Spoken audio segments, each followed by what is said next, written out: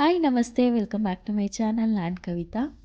ಇವತ್ತು ಸಂಜೆಯಿಂದ ವೀಡಿಯೋನ ಶುರು ಮಾಡ್ತಾ ಇದ್ದೀನಿ. ನಾಳೆ ಬೆಳಗಿನ ಬ್ರೇಕ್ಫಾಸ್ಟಿಗೆ ಒಂದು ಇಡ್ಲಿ ಬ್ಯಾಟರ್ ರೆಡಿ ಮಾಡೋಣ ಅಂಥೇಳಿ ಅಕ್ಕಿಯನ್ನು ನೆನೆಸಿಡ್ತಾ ಇದ್ದೀನಿ. ಇದೊಂದು ಬ್ಯಾಟರ್ ಇದು ರೆಡಿ ಇದ್ದರೆ ನಮಗೆ ಕ್ವಿಕ್ಕಾಗಿ ಎಮರ್ಜೆನ್ಸಿ ಏನಾದರೂ ಪ್ಲ್ಯಾನ್ ಮಾಡಿಲ್ಲ ಬ್ರೇಕ್ಫಾಸ್ಟ್ ಮಾಡಲಿಕ್ಕೆ ಅನ್ನೋದಾದರೆ ಅಂಥ ಟೈಮಲ್ಲಿ ಇದೊಂದು ಬ್ಯಾಟರ್ ರೆಡಿ ಇದ್ದರೆ ಫ್ರಿಜ್ನಲ್ಲಿ ಯಾವಾಗಲೂ ನಮಗೆ ಕ್ವಿಕ್ಕಾಗಿ ಎಲ್ಲ ಥರದ ರೆಸಿಪಿನ ಮಾಡ್ಕೊಡ್ಬೋದು. ಇಡ್ಲಿ, ದೋಸೆ, ಉತ್ತಪ್ಪಮ್ ಅಥವಾ ಪಡ್ಡು, ಮಿನಿ ಇಡ್ಲಿ ಅಥವಾ ಮಿನಿ ದೋಸೆ ಈ ಥರದ್ದು ಏನು ಬೇಕಾದ್ರೂ ಮಾಡಿಕೊಡ್ಬೋದು. ಇದೊಂದು ಬ್ಯಾಟರ್ ಇರಬೇಕಷ್ಟೇ. ಸೊ ಹಾಗಾಗಿ ಫಸ್ಟಿಗೆ ಬ್ಯಾಟರ್ ರೆಡಿ ಮಾಡ್ಕೊಳ್ಳಿಕ್ಕೆ ಅಕ್ಕಿ ಎಲ್ಲ ನೆನೆಸಿಡ್ತಾ ಇದ್ದೀನಿ. ಇಲ್ಲಿ ನಾರ್ಮಲ್ ಅಕ್ಕಿಯನ್ನು, ರೇಷನ್ ಅಕ್ಕಿ ಏನಿರುತ್ತೆ ಅದನ್ನೇ ಯೂಸ್ ಮಾಡೋದು. ಸೊ ಅದು ಖಾಲಿ ಆಗಿತ್ತು ಅಂತೇಳಿ ಇವತ್ತು ಹೊರಗಡೆಯಿಂದ ತಂದಿದ್ದೆ ಇಡ್ಲಿ ಅಕ್ಕಿನ. ಸೊ ಅದನ್ನು 2 ಗ್ಲಾಸಷ್ಟು ಇಡ್ಲಿ ಅಕ್ಕಿ, 1/4 ಗ್ಲಾಸಷ್ಟು ಅವಲಕ್ಕಿ, ಹಾಗೆ 1/4 ಗ್ಲಾಸಷ್ಟು ಸಬ್ಬಕ್ಕಿಯನ್ನು ಯೂಸ್ ಮಾಡಿದ್ದೀನಿ. ಹಾಗೆ ಅರ್ಧ ಗ್ಲಾಸಷ್ಟು ಉದ್ದಿನ ಕಾಳನ್ನು ಯೂಸ್ ಮಾಡಿದ್ದೀನಿ, ಅಥವಾ ಉದ್ದಿನ ಬೇಳೆ ಕೂಡ ಹಾಕ್ಕೋಬೋದು. 1 ಸ್ಪೂನಷ್ಟು ಮೆಂತ್ಯ. ಇದಿಷ್ಟನ್ನು ನೀಟಾಗಿ 2-3 ಸಲ ವಾಶ್ ಮಾಡಿ ನೆನೆಸಿಡ್ತಾ ಇದ್ದೀನಿ.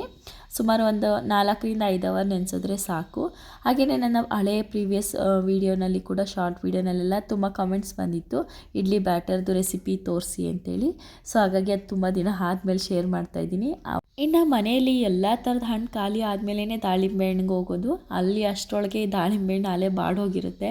ಆ ಸಿಪ್ಪೆ ಸುಲಿಯೋಕ್ಕಂತೂ ತುಂಬಾ ಕಷ್ಟ ಆಗುತ್ತೆ. ಅದಕ್ಕೋಸ್ಕರ ನೀರಿನಲ್ಲಿ ನೆನೆಸಿಟ್ಬಿಟ್ಟು ಆಮೇಲೆ ಸುಲಿಯೋಣ ಅಂತೇಳಿ ಎತ್ತಿಡ್ತಾ ಇದ್ದೀನಿ.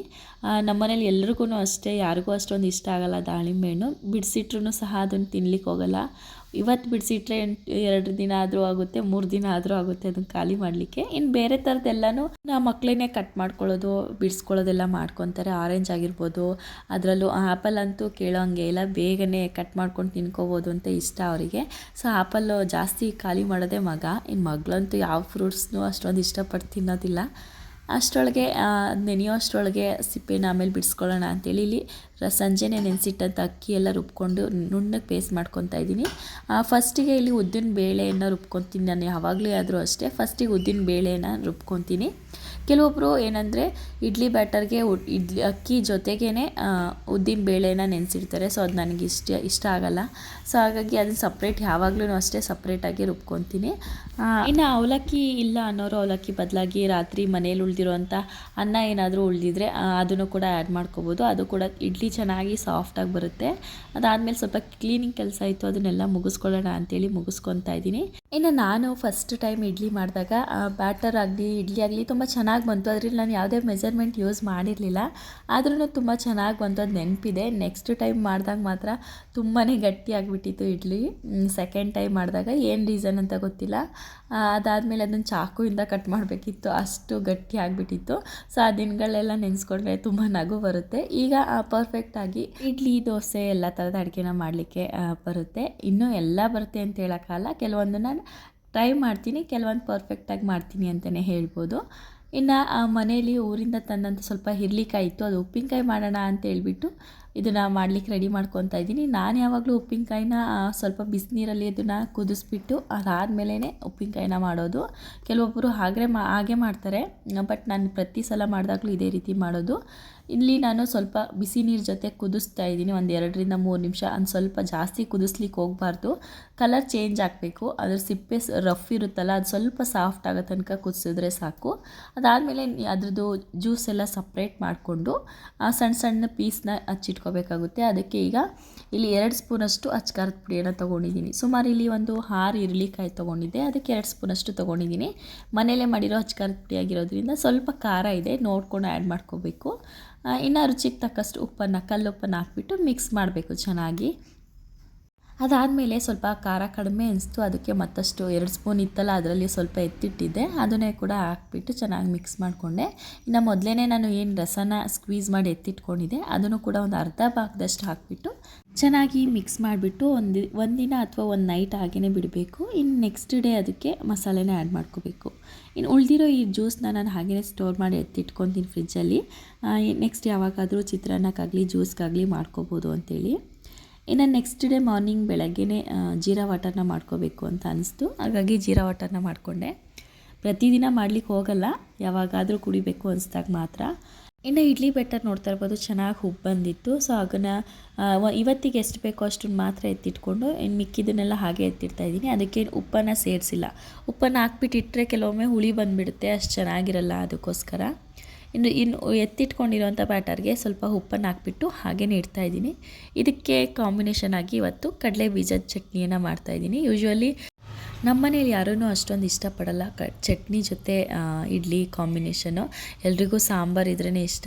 ನನ್ನ ಮಗಂಗೆ ಮಾತ್ರ ತೆಂಗಿನಕಾಯಿ ಚಟ್ನಿ ಬೇಕು. ಬಟ್ ಇವತ್ತು ನಾನು ಮಕ್ಕಳು ಇಬ್ಬರೇ ಇದ್ದಿದ್ದರಿಂದ, ಅಷ್ಟೇ ಜನ ಇದ್ದಿದ್ದರಿಂದ ಸಾಂಬಾರೆಲ್ಲ ಮಾಡ್ಲಿಕ್ಕೆ ಲೇಟ್ ಆಗುತ್ತೆ ಅಂದ್ಬಿಟ್ಟು ಕಡಲೆ ಬೀಜದ ಚಟ್ನಿನೇ ಸ್ವಲ್ಪ ನೀರು ಥರ ಮಾಡೋಣ ಅಂತೇಳ್ಬಿಟ್ಟು ತೆಳ್ಳಗೆ ಮಾಡ್ಕೊತಾ ಇದ್ದೀನಿ. ಇದಕ್ಕೆ ಕಡಲೆ ಬೀಜ, ಕಡಲೆಬೇಳೆ ಎಲ್ಲನೂ ಹುರ್ಕೊಂಡು ಹಾಕ್ಕೊಂಡು ಅದಕ್ಕೆ ಸ್ವಲ್ಪ ಜೀರಿಗೆ, ಮೆಣಸು, ಬೆಳ್ಳುಳ್ಳಿ, ಹುಣಸೆಹಣ್ಣು, ಒಣಮೆಣ್ಸಿಕಾಯಿ ಇದಿಷ್ಟನ್ನು ಹಾಕ್ಬಿಟ್ಟು ಚಿಕ್ಕ ತಕ್ಕಷ್ಟು ಉಪ್ಪು, ಕೊನೆಯಲ್ಲಿ 2 ಸ್ಪೂನಷ್ಟು ತೆಂಗಿನ ತುರಿಯನ್ನು ಹಾಕ್ಬಿಟ್ಟು ರುಬ್ಕೊತಾ ಇದ್ದೀನಿ.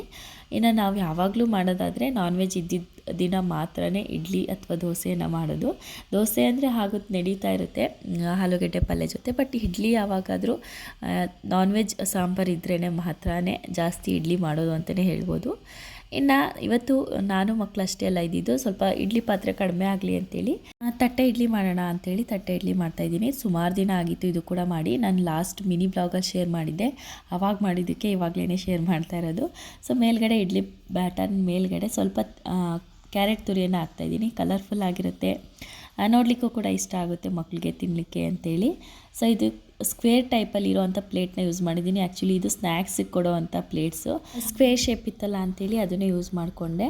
ಈಗ ಅದಕ್ಕೆ ಸ್ವಲ್ಪ ಕ್ವಾಂಟಿಟಿ ಕಡಿಮೆನೇ, ಅಂದರೆ ಒಂದು 3/4 ಭಾಗದಷ್ಟು ಹಾಕಿದ್ದೀನಿ. ಇನ್ನು 1/4 ಭಾಗದಷ್ಟು ಬ್ಯಾಟರ್ನ ಕಡಿಮೆ ಮಾಡಿದ್ದೀನಿ. ಹುಬ್ಬಿ ಬರುತ್ತೆ, ಆಚೆ ಚಾನ್ಸಸ್ ಇರುತ್ತೆ, ಅದಕ್ಕೋಸ್ಕರ.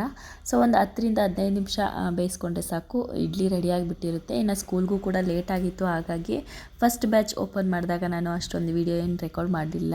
ಇನ್ನು ನೆಕ್ಸ್ಟ್ ಮಕ್ಕಳನ್ನೆಲ್ಲ ಸ್ಕೂಲಿಗೆ ಕಳಿಸಾದ್ಮೇಲೆ ಇನ್ನೊಂದು ಬ್ಯಾಚ್ ಇಟ್ಟು ನಂತರ ಅದ್ರ ವೀಡಿಯೋಸ್ನ ಶೇರ್ ಮಾಡ್ತಾಯಿದ್ದೀನಿ.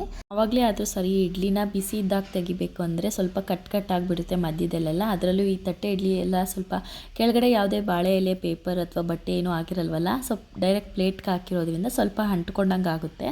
ಸ್ವಲ್ಪ ಹೊತ್ತು 1-2ರಿಂದ 5 ನಿಮಿಷ ತಣ್ಣಗೆ ಆದಮೇಲೆ ತೆಗೆದ್ರೆ ನಮಗೆ ಈಸಿಯಾಗಿ ಬರುತ್ತೆ. ನೋಡ್ತಾ ಇರ್ಬೋದು, ತುಂಬಾ ಸಾಫ್ಟಾಗಿ ಪರ್ಫೆಕ್ಟಾಗಿ ಇಡ್ಲಿ ರೆಡಿಯಾಗಿತ್ತು. ಇವತ್ತಿನ ಬ್ರೇಕ್ಫಾಸ್ಟ್ ತಟ್ಟೆ ಇಡ್ಲಿ ಜೊತೆಗೆ ಕಡಲೆಕಾಳು ಚಟ್ನಿ ತುಂಬ ಚೆನ್ನಾಗಿರುತ್ತೆ ಕಾಂಬಿನೇಷನ್. ನೀವು ಒಂದ್ಸಲ ಯಾರಾದರೂ ಟ್ರೈ ಮಾಡಿಲ್ಲ ಅಂದರೆ ಟ್ರೈ ಮಾಡಿ ನೋಡಿ, ಕಮೆಂಟ್ ಸೆಕ್ಷನಲ್ಲಿ ತಿಳಿಸಿ.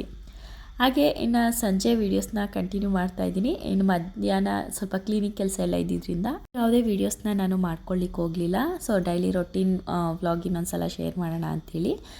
ಇನ್ನು ನಿನ್ನೆ ಕಟ್ ಮಾಡಿರೋವಂಥ ಉಪ್ಪಿನಕಾಯಿಗೆಲ್ಲ ಏನು ಮಸಾಲೆ ಹಾಕಿಟ್ಟಿದ್ವಿ, ಅದಕ್ಕೆ ಮತ್ತೊಂದು ಮಸಾಲೆನ ರೆಡಿ ಮಾಡ್ಕೊತಾ ಇದ್ದೀನಿ. ಇಲ್ಲಿ 1 ಸ್ಪೂನಷ್ಟು ಮೆಂತ್ಯ, 1 ಸ್ಪೂನಷ್ಟು ಜೀರಿಗೆ, 1 ಸ್ಪೂನಷ್ಟು ಸಾಸಿವೆ, ಸ್ವಲ್ಪ ಸಾಸಿವೆ ಕ್ವಾಂಟಿಟಿ ಜಾಸ್ತಿ ತೊಗೊಂಡಿದ್ದೀನಿ. 1.25 ಸ್ಪೂನಷ್ಟು ತೊಗೊಂಡು ಚೆನ್ನಾಗಿ ಹುರ್ಕೊಂಡು ಘಮ ಬರೋ ತನಕ ಅದನ್ನು ನುಣ್ಣಗೆ ಪೌಡರ್ ಮಾಡಿಬಿಟ್ಟು ಮಿಕ್ಸ್ ಮಾಡಿಕೊಂಡ್ರೆ ಉಪ್ಪಿನಕಾಯಿ ಜೊತೆಗೆ ನಮಗೆ ಕ್ವಿಕ್ಕಾಗಿ ಇನ್ಸ್ಟೆಂಟಾಗಿ ಆವಾಗಲೇ ತಿನ್ಬೋದು.